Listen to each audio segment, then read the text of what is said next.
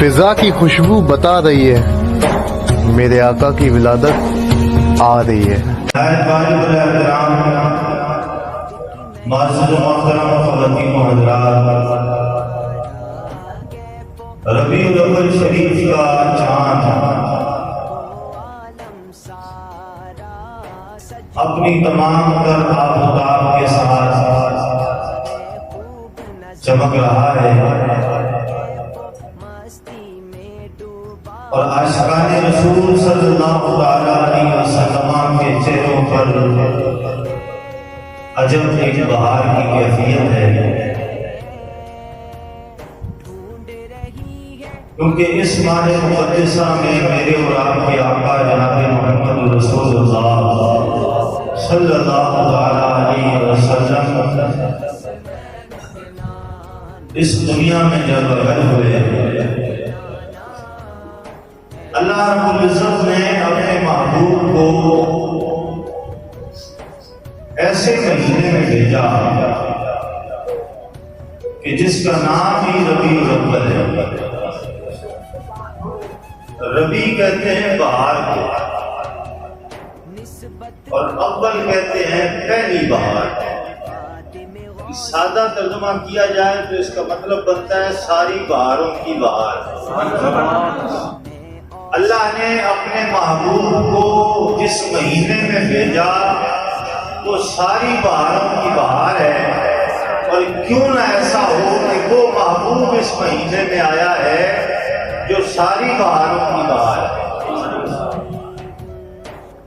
بحمداللہ تعالی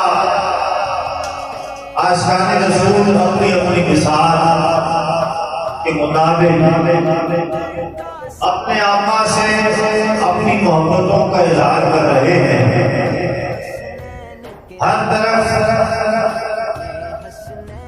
حضور سید العالمین صلی اللہ علیہ وسلم کے قصیدے پڑھے جا رہے ہیں، ہر طرف محافل میلاد کا انعقاد کیا جا رہا ہے، اور کیوں نہ ہو اس محبوب کی آمد پر جشن کیوں نہ منایا جائے، اور اس محبوب کی تشریف آوری پر خوشیوں کا اظہار کیوں نہ کیا جائے، اور اس محبوب کے جلوہ گری پر اللہ کے حضور شکر بجا کیوں نہ لایا جائے کہ جن کی آمد پر خود رب فرمائے لَقَدْ مَنَّ اللَّهُ عَلَى الْمُؤْمِنِينَ إِذْ بَعَثَ فِيهِمْ رَسُولًا، تاکید ہم نے مومنوں پر احسان کیا ہے کہ اپنا پیارا محبوب انہیں عطا فرما دیا۔ اللہ جن کی آمد پر احسان دکھلائے وہ کوئی چھوٹا احسان تو نہیں ہوگا۔ آپ دیکھیے کائنات میں اللہ نے ہمیں کروڑ 8 کروڑ نعمتوں سے نوازا ہے۔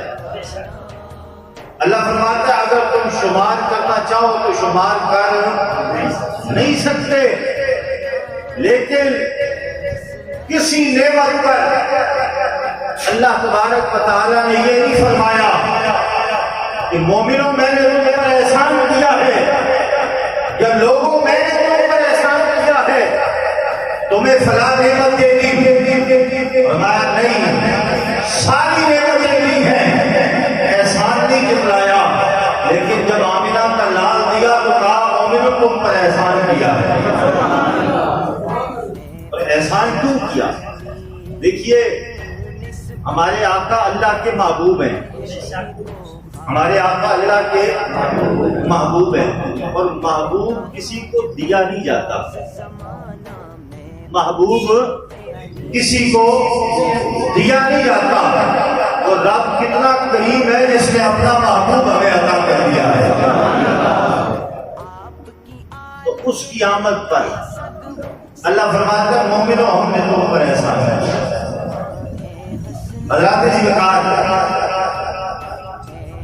ابھی چونکہ ربیع الاول شریف کے ابتدائی دن ہیں، اور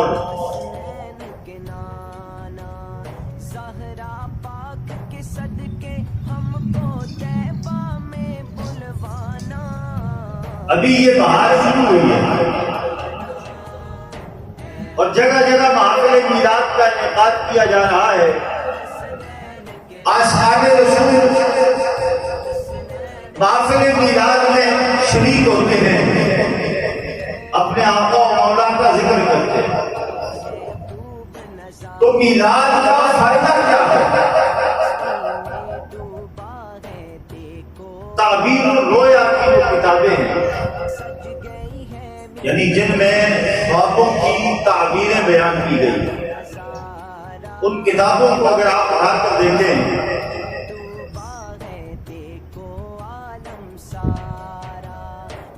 تو ان میں یہ موجود ہے کہ اگر کوئی شخص یہ دیکھے خواب میں کہ وہ حضور کا میلاد منا رہا ہے یا ربیع الاول شریف کا چاند طلوع ہو گیا ہے، تو خوابوں کی تعبیر لکھنے والے علماء کہتے ہیں اس خواب کی تعبیر یہ ہے کہ اگر وہ تندرست ہے تو اللہ اسے رزق کی کشادگی عطا فرمانے والا ہے. اگر وہ خواب دیکھنے والا بے اولاد ہے تو اس خواب کی تعبیر یہ ہے کہ قریب اللہ اسے اولاد عطا فرمائے گا. اور اگر یہ خواب دیکھنے والا بیمار ہے تو ربیع الاول کا چاند خواب میں دیکھنے کی برکت سے اللہ اس بیمار کو شفا عطا فرمائے گا. میں آپ کی توجہ اس جانب مبذول کروانا چاہتا ہوں کہ اگر کوئی خواب میں حضور کا میلاد منائے،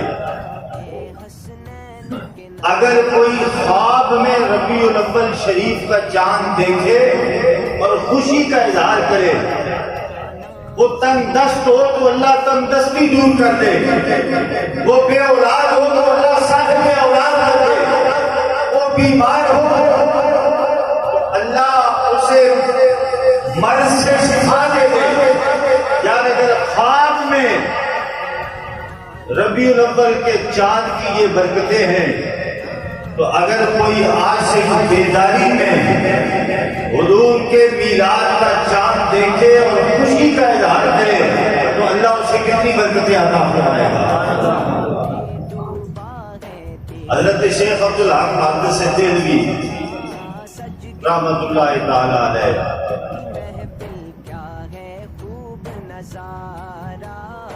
یا حاجی امداد اللہ مہاجر مکی رحمت اللہ تعالی علیہ، یہ حاجی امداد اللہ مہاجر مکی جو ہیں یہ وہ بزرگ ہیں جو بعض ایسے جو لوگ ہیں نا جو آج میلاد کو جائز نہیں کہتے یا میلاد کے بارے میں ان کا خیال یہ ہے کہ یہ کوئی بدعت ہے. ان کے جو ایک بہت بڑے علامہ ہیں اشرف علی تھانوی، یہ اشرف علی تھانوی کے پیر صاحب کا نام ہے حاجی امداد اللہ مہاجر مکی. بات سمجھ آ رہی ہے آپ کو؟ اشرف علی تھانوی کے پیر کا نام ہے حاجی امداد اللہ مہاجر مکی رحمۃ اللہ علیہ. وہ فرماتے ہیں مجھے جہاں بھی خبر ملتی ہے کہ سرکار کا میلاد منایا جا رہا ہے، مجھے کوئی دعوت دے یا نہ دے میں اس میں چلا جاتا ہوں. کیوں چلا جاتا ہوں؟ فرمایا اس لیے کہ محافل میلاد میں جب کھڑے ہو کر میں اپنے آقا علیہ السلام پر درود و سلام کرتا ہوں تو کئی بار ایسا ہوتا ہے کہ مجھے حضور کا دیدار نصیب ہو جاتا ہے. پیر صاحب تو کہہ رہے ہیں کہ میلاد کی برکت سے حضور کا دیدار ہو جاتا ہے، اور آگے مرید کا عقیدہ بدل جائے تو قصور پیر کا نہیں ہے.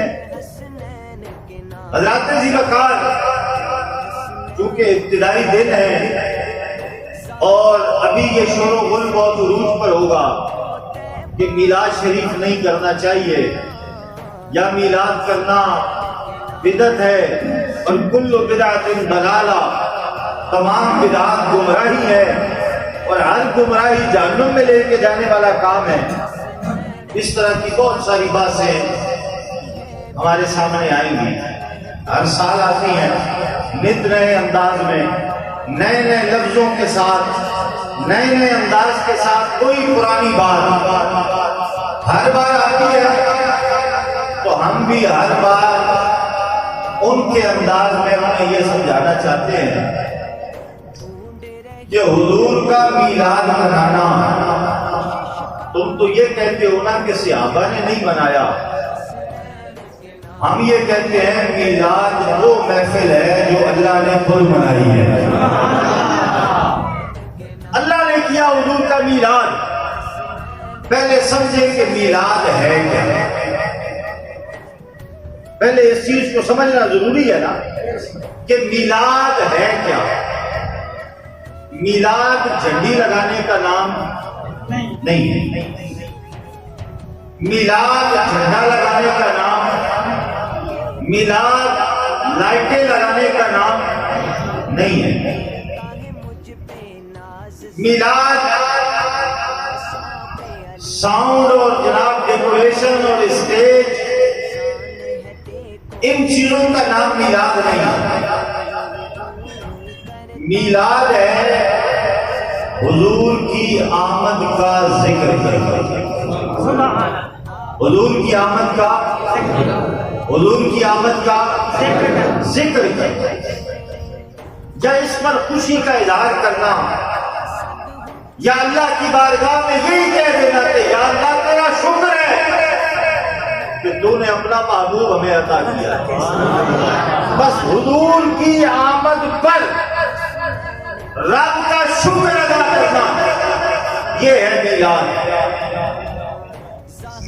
لائٹنگ اس کے اہتمام کے لیے ہے، ڈیکوریشن اس کے اہتمام کے لیے ہے، جھنڈیاں اس کے اہتمام کے لیے ہیں، جلسے اس کے اہتمام کے لیے ہیں، جلوس اس کے اہتمام کے لیے ہیں۔ ہر دور میں اہتمام کا انداز الگ ہوتا ہے، لیکن اصل میلاد قرآن سے بھی ثابت ہے اور نبی علیہ السلام کے فرمان سے بھی ثابت ہے۔ اب دیکھیے عالم ارواح، ابھی تک حضرت آدم کو بھی اللہ نے تخلیق نہیں کیا، صرف روح پیدا کی، ساری ارواحوں کو اللہ نے پیدا کر دیا۔ تو عالم ارواح میں دو جلسے ہوئے، کتنے؟ دو جلسے، ایک کا نام ہے جلسہ توحید اور ایک کا نام ہے جلسہ میلاد۔ جلسہ توحید، اللہ تبارک و تعالی نے تمام انبیاء کی اور تمام انسانوں کی روحوں کو جمع کیا عالم ارواح میں، اور تمام روحوں سے خطاب کیا، وَمَا أَلَسْتُ بِرَبِّكُمْ، کیا میں تمہارا رب ہوں؟ گواہی دو گے؟ سب نے کہا بلا، ہم گواہی دیتے ہیں تو ہمارا اللہ ہے۔ یہ ہے جلسہ توحید، جس میں ساری روحوں کو، جنہوں نے دنیا میں آ کر کافر ہو جانا تھا وہ بھی وہاں موجود تھے، جنہوں نے منافق ہونا تھا وہ بھی وہاں موجود تھے، جنہوں نے پلید ہونا تھا، مشرک پلید ہوتا ہے، تو جنہوں نے پلید ہونا تھا وہ بھی وہاں موجود تھے۔ سب کے سامنے یہ خطاب کیا، یہ تھا جلسہ توحید۔ اور جب اللہ نے جلسہ میلاد کا انعقاد کیا نا، پھر عام روحوں کو نہیں آنے دیا، بلکہ صرف 1,24,000 کم و بیش انبیاء کی ارواحوں کو جمع کیا۔ اپنی توحید کا جلسہ کیا تو سب کو بلا لیا، اور میلاد کا جلسہ کیا تو صرف پاکوں کی روحوں کو بلا کے بتایا کہ میلاد ہر بندہ نہیں مناتا، جس کی روح پاک ہوتی ہے وہی میلاد مناتا ہے، جس کی روح پاک ہو۔ حضرات انبیاء کی ارواحوں کو جمع کیا،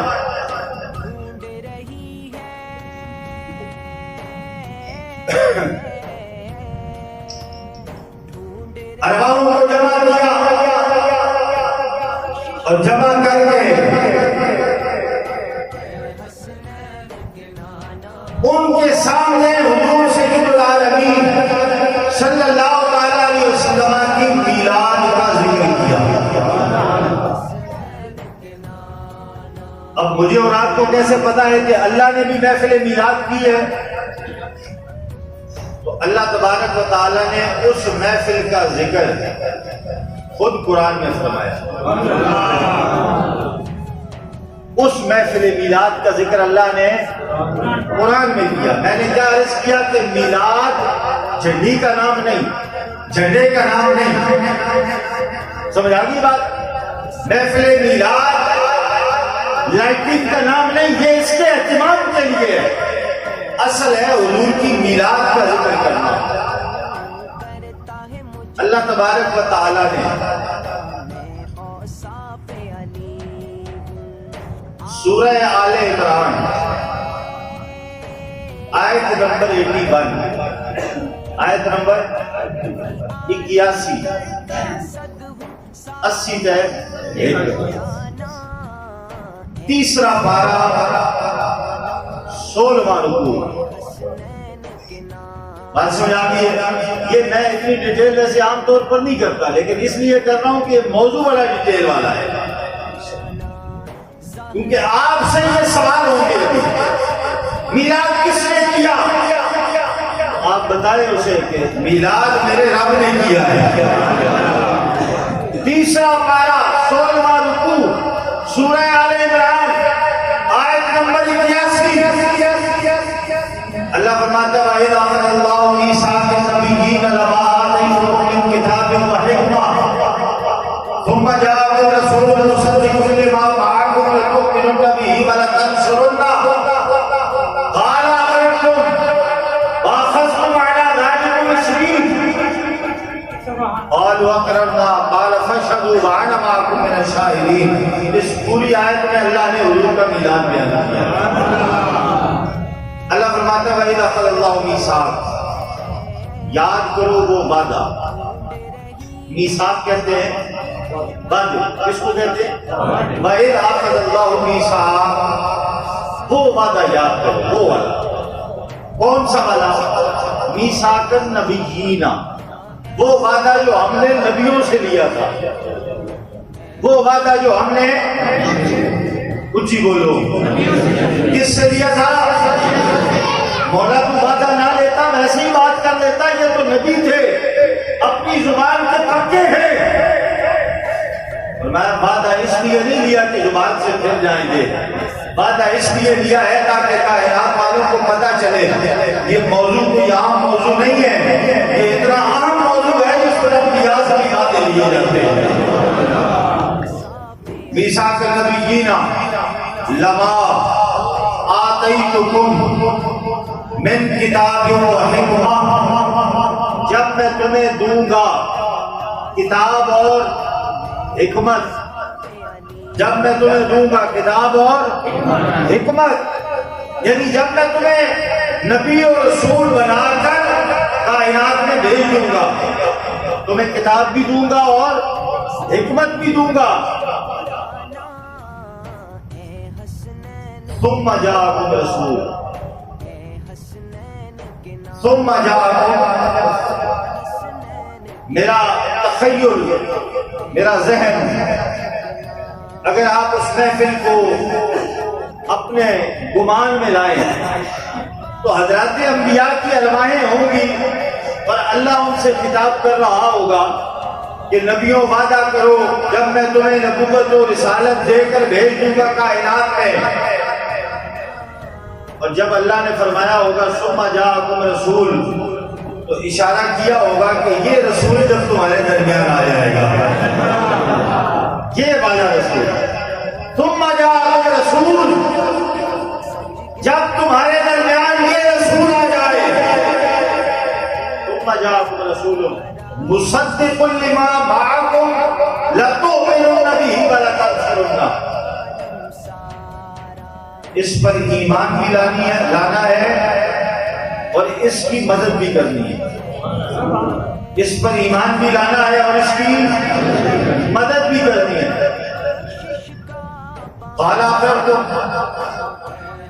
ساری بات کر دی نا، قال اقررتم، تم اقرار کرتے ہو ایسے کرو گے، قال اقررتم، تم ایسا کرو گے،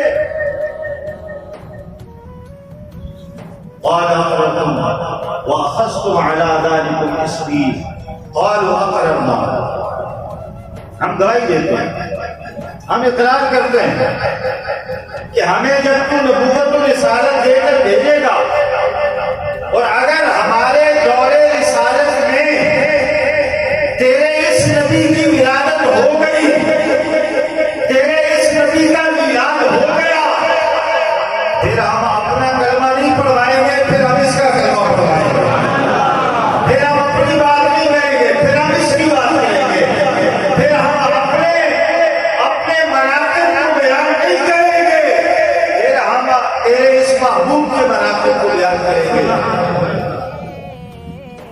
قالوا قال فاشهدوا، پھر ایک دوسرے کے گواہ بنو، ایک دوسرے کے، یہ اتنے سارے اہتمام کیوں ہو رہے ہیں؟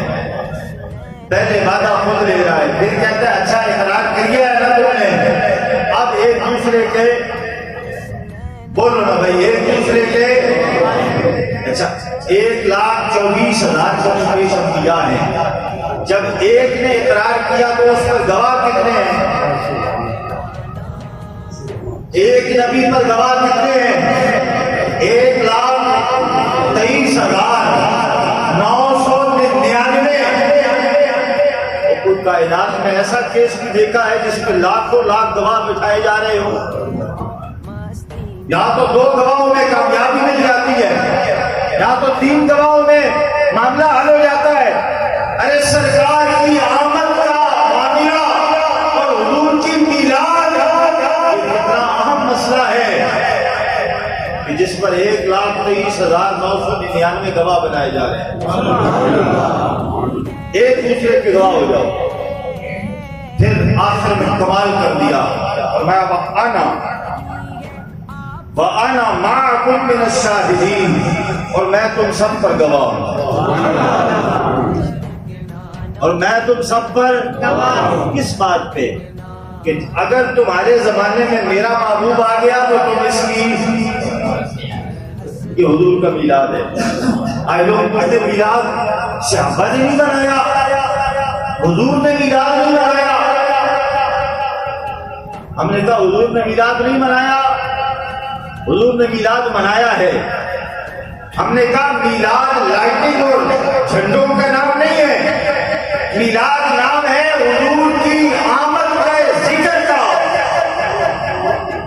اور حضور نے جب پیر کے دن روزہ رکھا اور صحابہ نے پوچھا یا رسول اللہ آپ پیر کا روزہ کیوں رکھتے ہیں؟ فرمایا اس دن میں پیدا ہوا ہے۔ اس دن، یار میں ایک بات پوچھتا ہوں، ایک صحابی نا زمین پر ایک لکڑی سے یوں نشان بناتے ہیں مٹا دیتے ہیں، نشان بناتے ہیں مٹا دیتے ہیں، نشان بناتے ہیں مٹا دیتے ہیں۔ ایک دوسرے صحابی نے پوچھا یہ کیا کر رہے ہو؟ تو کہا پتہ نہیں۔ کہا کیوں کر رہے ہو؟ کہا ایک دن دیکھا تھا حضور یہاں بیٹھے تھے ایسے ہی کر رہے تھے۔ پتہ نہیں ہے کیوں کر رہے ہو؟ کہا حضور کو دیکھا تھا ایسے ہی کر رہے تھے۔ اور یا تو مٹی کے نشان بنا کے مٹا دیں صرف اس لیے کہ حضور نے ایسے کیا تھا، تو جب ان صحابہ کو پتہ لگا ہوگا کہ سرکار پیر کا روزہ اس لیے رکھتے ہیں کہ پیدا ہوئے تھے، صحابہ نے نہیں رکھا ہوگا؟ بولو کیوں رکھا ہوگا؟ کہ حضور اس دن پیدا ہوئے، میلاد ہوا یا نہیں ہوا؟ میلاد ہوا یا نہیں ہوا؟ ہم نے کہا لائٹنگ اس کے اہتمام کے لیے ہے، لائٹنگ اصل میلاد نہیں ہے، جھنڈا اصل میلاد نہیں ہے، وہ اس کے اہتمام کے۔ اب پھر پتہ کیا کرتے ہیں؟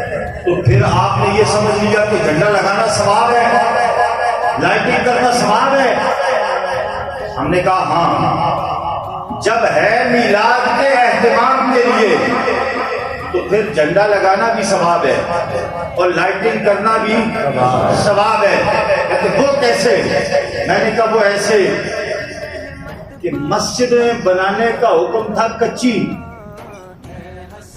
میلاد کے انکار پر تو سرکار کی کوئی حدیث نہیں ہے نا، لیکن اٹھائیں بخاری شریف، ابو داؤد شریف کو اٹھائیں، حضور نبی کریم علیہ السلام نے فرمایا مسجدوں کو چونا نہ کرنا، مسجدوں کو چونا نہ کرنا، ابو داؤد شریف کے اندر ہے، بخاری اٹھائیے، حضور نے فرمایا میری امت یہود و نصارہ کی طرح اپنی مساجد کو زیبائش کریں گے، سجائیں گے اسے۔ مساجد سجانے کی مذمت کو بیان کیا نا حدیث میں، لیکن آج ہم سب یہ کام کر رہے ہیں، ہم بھی اور وہ بھی کر رہے ہیں نا، حالانکہ اس کی نفی میں حدیث موجود ہے، لیکن محدثین کو اٹھائیے، وہ کہتے ہیں زمانے کی تبدیلی کی وجہ سے بعض احکامات میں تبدیلی ہو جاتی ہے۔ کیوں؟ فرمایا اس لیے کہ جب ہمارے گرد و نواح میں مکان پکے ہوں اور خوبصورت ہوں اور اللہ کا گھر مٹی کا بنا ہوا ہو تو لوگ حکایت کی نظر سے دیکھیں گے، جب ہم اپنے گھروں کو خوبصورت بنائیں گے تو پھر اللہ کے گھر کو بھی۔ تو پتہ چلا کہ یہ زیبائش جو ہے یہ اصل نہیں ہے، اصل تو وہی مسجد ہے۔ اب اس کی زیبائش کے لیے، اس کی زینت کے لیے مولوی صاحب جب اعلان کرتے ہیں کہ مسجد میں ایک عدد پنکھے کی ضرورت ہے، حضرات تعاون فرمائیں اور ثواب دارین حاصل کریں، کس حدیث میں ہے کہ پنکھا لگانے کو بھی ثواب ہے؟ کوئی حدیث؟ میری بات آپ کو سمجھ آ رہی ہے یا نہیں آ رہی؟ پنکھا لگانے پہ کوئی حدیث ہے؟ قالین بچھانے پر کوئی حدیث ہے؟ نہیں ہے۔ اصل نماز ہے جو مٹی پر بھی پڑھی جا سکتی ہے، کھجور کی چٹائی پر بھی پڑھی جا سکتی ہے، لیکن آج کے دور میں یہ کہا جائے گا کہ جناب ہم جب قالین بچھائیں گے، سر پر پنکھا لگائیں گے، ٹھنڈے اور گرم پانی کا انتظام کریں گے، نماز پڑھنے کے لیے نمازی آئے گا، وہ سردیوں میں گرم اور گرمیوں میں ٹھنڈے پانی سے سہولت کے ساتھ وضو کرے گا اور پھر خوبصورت قالین پر بیٹھ کر کے کھڑے ہو کر پنکھے کی ہوا یا اے سی کی ہوا میں نماز پڑھے گا تو اس کو سکون ملے گا۔ اس نمازی کو جو سکون دیا ہے نا ان ساری چیزوں نے، اس وجہ سے اس پر ثواب ملے گا۔ سبحان اللہ۔ بات سمجھ آئی ہے کہ نہیں آئی؟ یہ جو اتنی زیبائش کی وجہ سے اس کو آرام دیا ہے، اس لیے اس پر ثواب ملے گا۔ تو ہم کہتے ہیں اصل حضور کی میلاد ہے۔ اب حضور کا میلاد منانے کے لیے جب عاشق انتظام کرتا ہے تو وہ کہتا ہے میں زمانے کی فطرت کو ملحوظ خاطر رکھوں گا، حضور کا ذکر کرنا ہے تو عطر بھی لگاؤں گا، حضور کا ذکر کرنا ہے تو لائٹنگ بھی لگاؤں گا، حضور کا ذکر کرنا ہے تو جھنڈا بھی لگاؤں گا، حضور کا ذکر کرنا ہے تو محفل بھی سجاؤں گا، حضور کا ذکر کرنا ہے تو بندے بھی بلواؤں گا، حضور کا ذکر کرنا ہے تو یہ سارا انتظام بھی کرواؤں گا، تاکہ سارے لوگ مل کر جب حضور کی بارگاہ میں مصطفیٰ جان رحمت کے لاکھوں سلام پڑھیں گے، اللہ بھی راضی ہو جائے گا، اللہ کا محبوب بھی راضی ہو جائے گا۔ یہ ہے میلاد پر اور درجنوں حوالہ جات سے بھی اور قرآن سے بھی اور اسلاف امت سے بھی، لیکن وقت وہی ہے کہ دامن وقت میں گنجائش نہیں ہوتی۔ دل بہت کچھ چاہتا ہے کہنے کو، لیکن جب کوئی ساتھ نہیں دیتی